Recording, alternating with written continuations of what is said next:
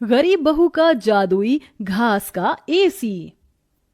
एक छोटे से गांव में सरिता अपनी बहू और अपने गरीब परिवार के साथ रह रही थी।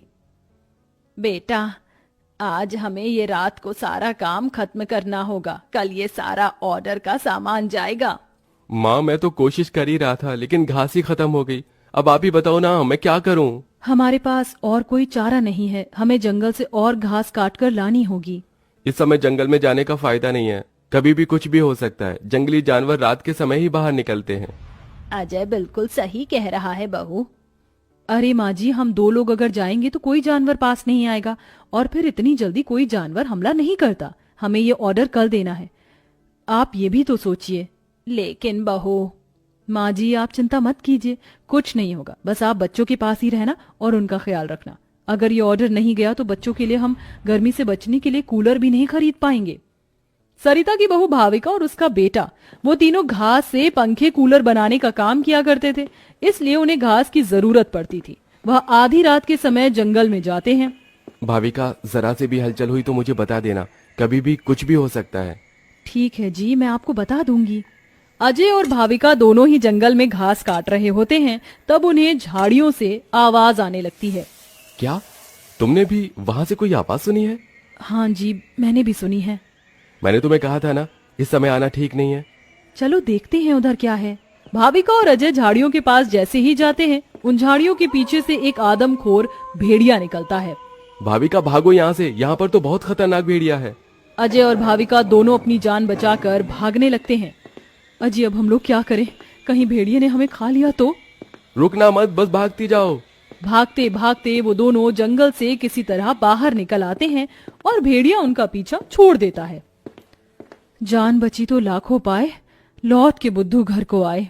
रास्ते में चलते हुए आधी रात के समय उन्हें गांव के एक कूड़े के ढेर के पास एसी पड़ा हुआ नजर आता है। अरे देखो जी, यहाँ पर एसी पड़ा है। अरे पता नहीं किसका होगा, चलो यहाँ से चलते हैं। मुझे लगता है किसी ने ऐसे ही डाल दिया होगा। मैं तो कहती हूँ इसे लेकर चलते हैं। भाविका अजय को एसी ले जाने के लिए मना लेती है, जिसके बाद वो दोनों उस एसी को घर ले आते हैं। तुम दोनों तो घास लेने गए थे, ये क्या लेकर आ गए हो? ये हमें रास्ते में पड़ा मिला। जब हम कूलर पंखे बना लेते हैं तो एसी भी बना सकते हैं। इस खराब एसी को छोड़ो और ये बताओ, क्या तुम घास लेकर आई हो? सरिता के ये बोलने के बाद जंगल की दुर्घटना के बारे में दोनों बताते हैं, जिसे सुनकर सरिता हैरान रह जाती है। अच्छा, इसका मतलब बहुत बड़ी मुसीबत से बचकर आए हो तुम दोनों, और साथ में ये कचरा उठाकर ले आए।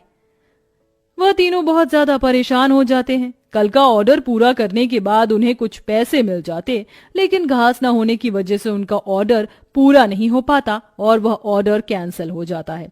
अगले दिन उनके टूटे फूटे घर के अंदर धूप की किरणें आने लगती हैं, जिससे बहुत ज्यादा गर्मी हो जाती है।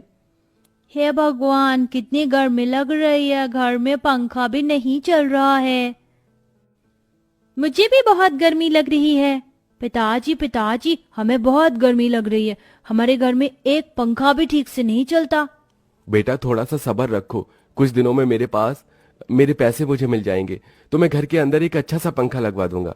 हमारा वो ऑर्डर तो कैंसिल हो गया, लेकिन सुबह में घास ले आई थी मैं। चलिए गांव वालों के कूलर और पंखे में घास लगा देते हैं, उससे कुछ तो पैसे आएंगे। हाँ, तुमने सही कहा। भाविका और अजय दोनों मिलकर पुराने कूलरों के अंदर घास लगा रहे होते हैं, और यहाँ घर में राजू दिशा गर्मी से परेशान हो रहे होते हैं। काश कि हमारे घर में भी कोई एसी होता। तभी दिशा की नजर उसके पिता के लाए हुए एसी के ऊपर पड़ती है। अरे राजू, जरा इसे देखो, लगता है पिताजी हमारे लिए एसी लेकर आए हैं, पर उन्होंने ये एसी अभी तक क्यों नहीं लगाया? क्योंकि ये एसी खराब है, बस इसीलिए। कल रात तुम्हारे माता पिता को यह कूड़े करकट में मिला था। ये सुनने के बाद राजू इस बात से तो खुश होता है कि उसके पिताजी पुराना ही सही, कम से कम एक एसी तो घर पर लेकर आए। कुछ देर बाद वह अपने दोस्तों के पास खेलने चला जाता है। ढोलू ढोलू, कहाँ हो तुम? चलो खेलते हैं। आज मैं नहीं आ सकता, बहुत गर्मी है, और इतनी गर्मी में मेरा मन नहीं कर रहा है आने का, क्योंकि मेरे घर के अंदर एसी लगा हुआ है। मैं उसकी ठंडी हवा में ही बैठना चाहता हूँ। क्या कहा? तुम्हारे घर के अंदर भी एसी है? हाँ, और हमारा एसी बहुत अच्छा चलता है, बहुत ठंडा कर देता है घर को।